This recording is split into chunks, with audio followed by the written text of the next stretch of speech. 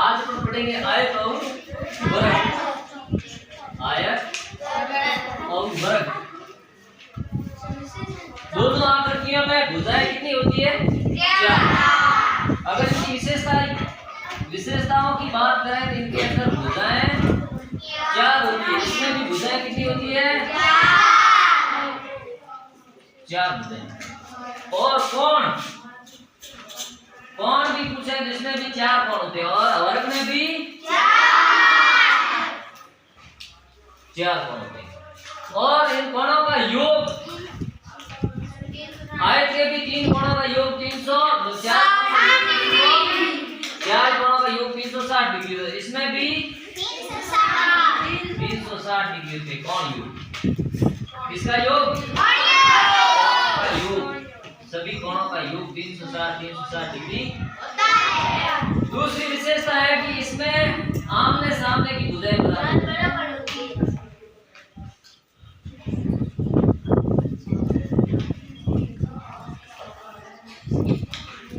आमने सामने की भुजाएं क्या होती है? बराबर। और इसमें आमने सामने की भुजाएं बराबर नहीं होती है। इसमें 4 भुजाएं बराबर होती है। कैसी भुजाएं बराबर होती है?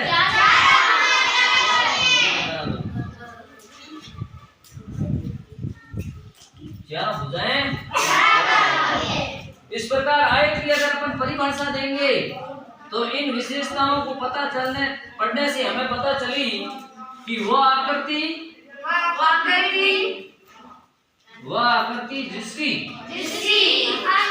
जिसकी आमने सामने की भुजाएं आमने सामने की भुजाएं बराबर हो तथा प्रत्येक कोण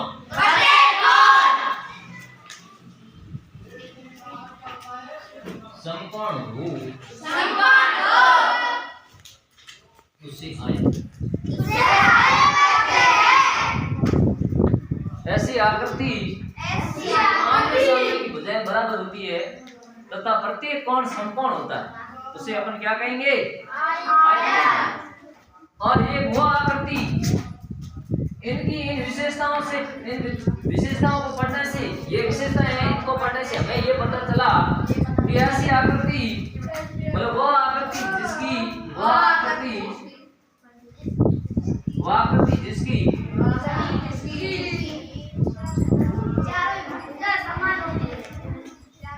चारों भुजाएं बराबर होती है।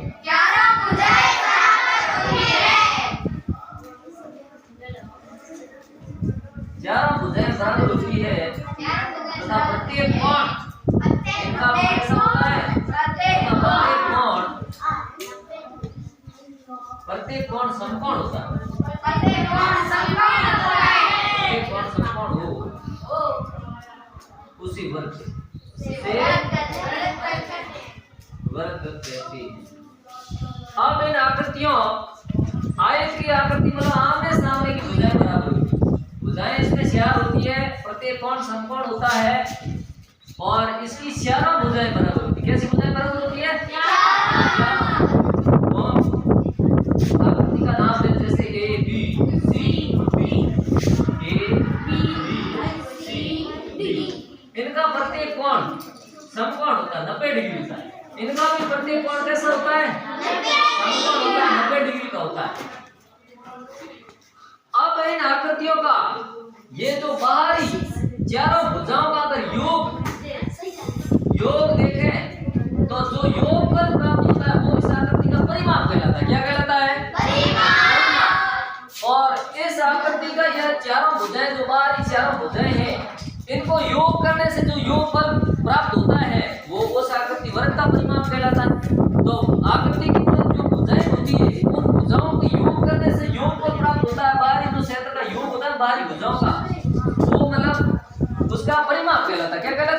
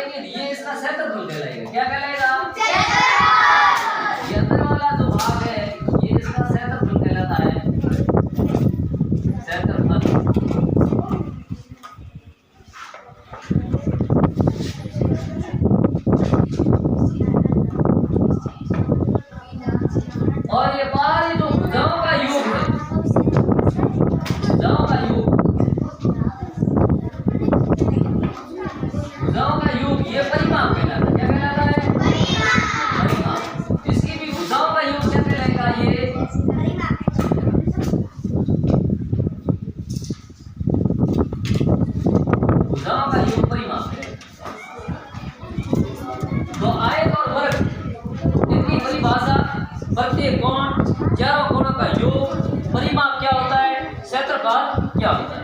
ये अपन ने समझ लिया। अब अपन आयत के ऊपर कितने हैं जो प्रश्न बन सकते हैं, कितने प्रश्न बन सकते हैं, इनको क्षेत्रफल, इनका परिमाप देकर के आपको कितना प्रश्न है जो परीक्षा में आ सकता है, कितने मतलब प्रश्न बन सकते हैं। अभी ये आकृति है तो इसका परिमाप, इसमें जैसे आमने सामने की भुजाएं बराबर होती है तो इसमें दो ही लंबाई होती है। ये इनकी लंबाई है, क्या है लंबाई, दो ही लंबाई होती है, ये लंबाई ये भी लंबाई, और इधर ये चौड़ाई है तो दो ही इसमें चौड़ाई होती है। तो इसकी मतलब इसका परिमाप, इनका परिमाप अपन बता देंगे, दो कोष्ठक बंद लंबाई प्लस चौड़ाई, लंबाई प्लस चौड़ाई। ये बना सकते हैं नहीं बना सकते, क्योंकि लंबाई और चौड़ाई कोई भी, ये लंबाई इधर वाली चौड़ाई या ये लंबाई इधर वाली चौड़ाई, इसको लंबाई और चौड़ाई को एक बार जोड़ देंगे और ये है कितनी बार, दो बार, तो दो से अपन गुणा कर लेंगे तो इस आकृति का परिमाप आएगा नहीं आएगा। फिर BD भुजा को जोड़ेंगे, फिर AB को जोड़ेंगे, फिर AC को जोड़ेंगे, इन चारों भुजाओं को जोड़ देंगे, इस आकृति का परिमाप आ जाएगा। तो गणित विज्ञान ने इनका सूत्र भी बना दिया कि लंबाई और चौड़ाई को एक बार जोड़ लिया जाए और दो से गुणा कर लिया जाए, क्योंकि इसमें दो लंबाई भी दो है चौड़ाई भी दो, तो इसका आकृति का परिमाप आ जाएगा। अब देखो ये आकृति का परिमाप, जैसे मैं इसकी कोई लंबाई ले लूं, जैसे ये 8 और ये 4 इसकी चौड़ाई, अब इस आकृति का परिमाप कैसे ज्ञात करेंगे, तो आराम से ज्ञात कर सकते हैं सूत्र के माध्यम से।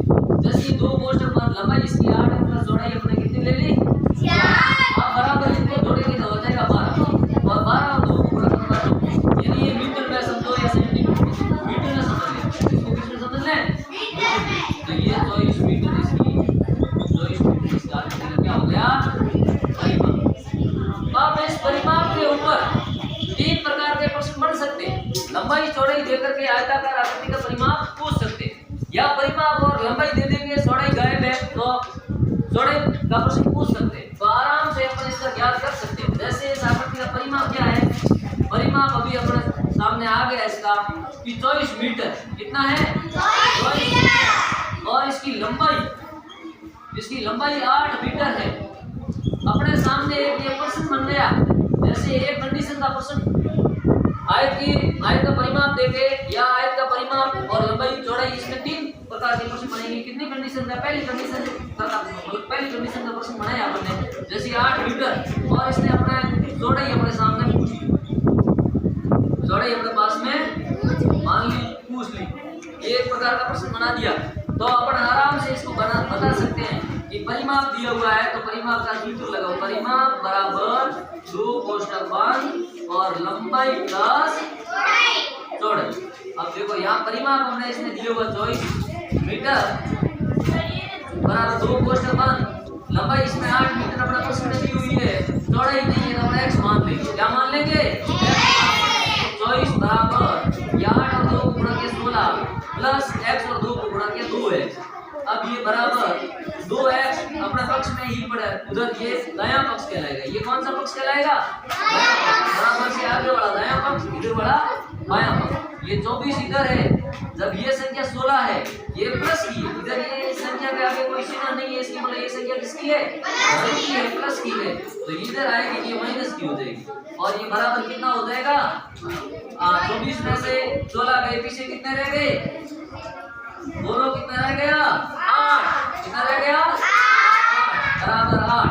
अब ये 2 और x का आपस में क्या हुआ है गुणा हुआ है, 2x बराबर 8।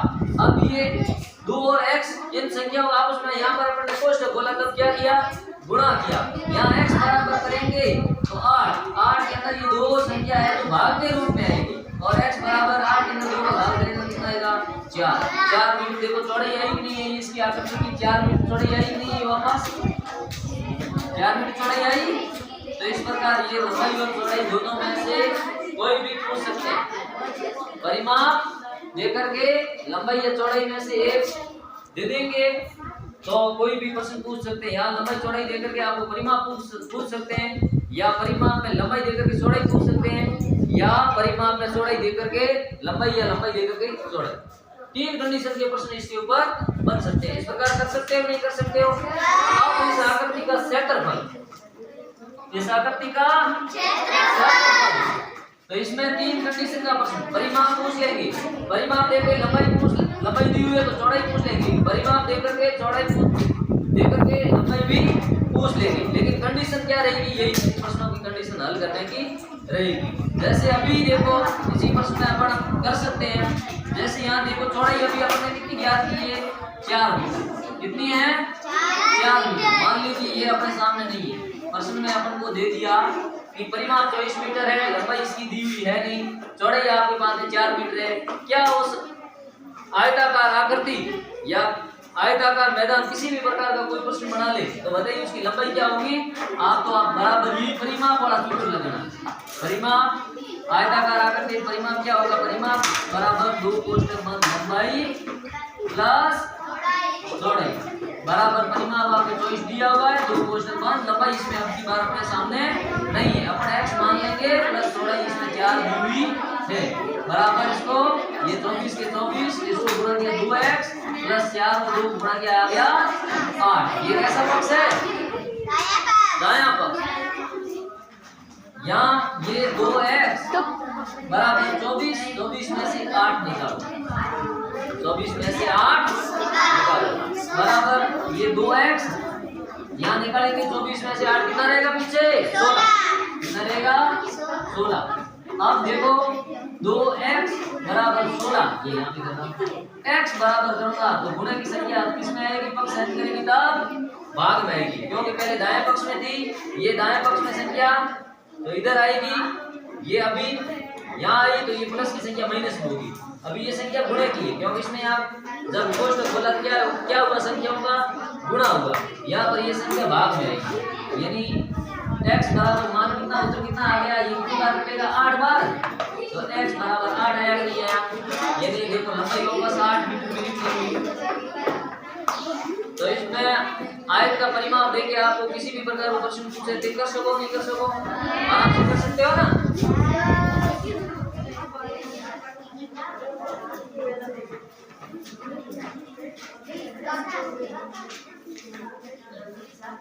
परिमाप के बाद में आकृति का है क्षेत्रफल, क्या ज्ञात करना है, आयत का क्षेत्रफल।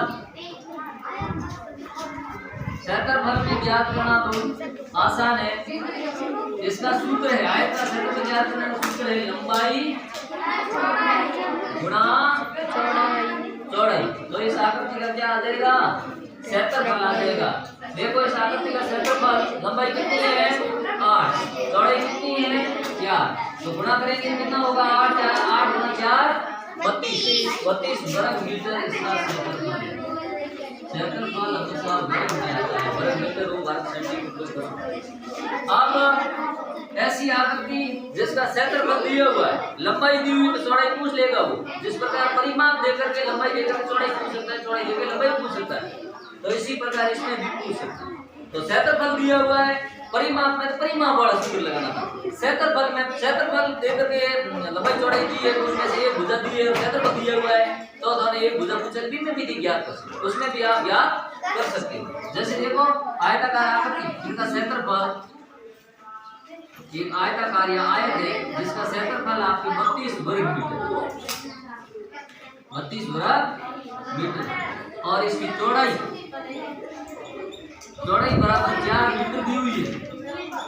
तो आपको लंबाई पूछे तो ये प्रश्न बन गया नहीं बन गया, ये एक कंडीशन का प्रश्न बना नहीं बना, तो आप आराम से ज्ञात कर सकते हो आयत का क्षेत्रफल बराबर क्या होता है लंबाई गुणा चौड़ाई।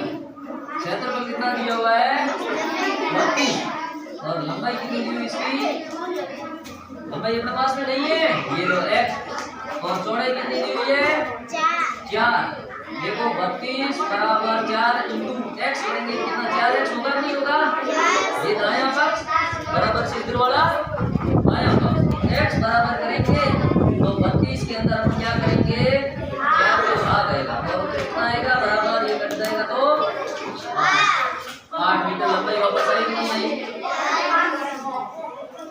तो इस प्रकार लंबाई चौड़ाई क्षेत्रफल के देकर के भी पूछ सकते हैं। परिमाप देके भी लंबाई चौड़ाई पूछ सकता है, या लंबाई चौड़ाई देकर के परिमाप पूछ सकता है, लंबाई चौड़ाई देकर के क्षेत्रफल पूछ सकता है। यानी 3 शर्त है, 3 शर्त में से 2 शर्त आपको प्रश्न में न्यूज मिलेगी, एक आपको ज्ञात। भाई समझ में? ये समझ में आया नहीं आया? आगे समझ में सबके? अभी मैं बोर्ड पे प्रश्न दे रहा हूँ, आयत के प्रश्न बोर्ड पे दे रहा हूँ, अभी करो, इनको हल करना है।